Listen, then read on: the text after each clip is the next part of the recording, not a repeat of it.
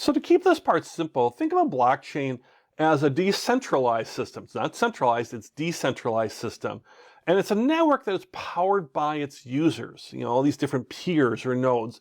It doesn't have a third party or a central authority or middleman like a government or something like that controlling it. It's this decentralized system. And your system needed to be developed to support things like many other types of decentralized items, but particularly if you want to have a digital decentralized currency like cryptocurrency and things with that like Bitcoin, you need to have blockchain in the system. So if you didn't have blockchain, you wouldn't have cryptocurrency. They really do go together. And to put it in simpler terms, the blockchain allows it to be easier to send money to anyone on the network. Easier to send money around makes it easier than to trade money as well on exchanges. So if we think about it, a cryptocurrency, let's say like Bitcoin, consists of its own network. You have a Bitcoin network of peers. You have all these nodes all over the place. And every peer has a record of the complete history of all transactions as well as the balance of every account. Like if you were to actually buy something with Bitcoin, this would be all on the blockchain. If you bought, let's say, an airline ticket with Bitcoin, and I think you can still do that with Japanese airlines actually, it would be in the blockchain. It would be kept as a record there in that transaction. And this bookkeeping, this record keeping is not controlled by one party or a central authority like a central bank of a government, or anything like that. The United States, India, Japan, wherever, it's a decentralized system. And it's all public, and it's available in one digital ledger, which is fully distributed across the network, so everybody sees what everybody's doing.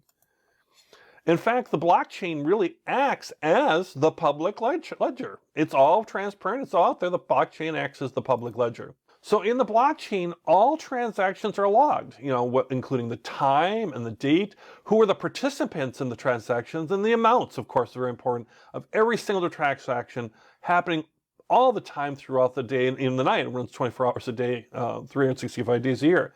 And each node in the network owns a full copy of the blockchain. In effect, a full ledger for everything that's going on, all being very automated. And that's the idea, is the nodes automatically and continuously agree about the current state of the ledger and every transaction in it. That's the idea, is that they're all in this agreement. So if anyone was to try to attempt to corrupt a transaction, the nodes would not arrive at a consensus and hence will refuse to incorporate that transaction in the blockchain.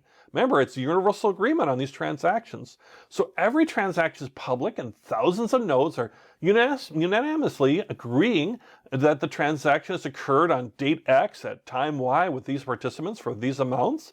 And everyone has access to a shared single public source of truth, right? So this is the idea of the blockchain and why it's so powerful and used in many ways, even beyond cryptocurrency with contracts and different types of things, but certainly is critical to the use of cryptocurrencies. So the big idea here, and what we're going to start learning and actually applying in the course, is that there are many different types of coins out there, but they're all using blockchain technology to operate. And they're all traded on a cryptocurrency exchange. Some are on more exchanges than others, which is an advantage for us as far as liquidity for traders, how easy it is to make transactions. But the idea is you have different coins all on blockchain, many of them on different types of exchanges, and these coins are traded as pairs. And they're paired with things like a fiat currency, for example. So you might have a cryptocurrency like Bitcoin being traded for US dollars. So we're trading that way. Or euros for another cryptocurrency like Ether or Ethereum. And you can have cryptocurrencies trade with each other like Ether or Ethereum with Bitcoin or with other ones too as well. So you have all these different trading options as far as that you can choose from as far as these different types of trading pairs. So wherever you live, maybe you like to trade in euros. Well, you can find euros, for example, that you can then trade for Bitcoin or any type of cryptocurrency that's out there. You just got to find the right exchange, have a whole section of exchanges about how to do that.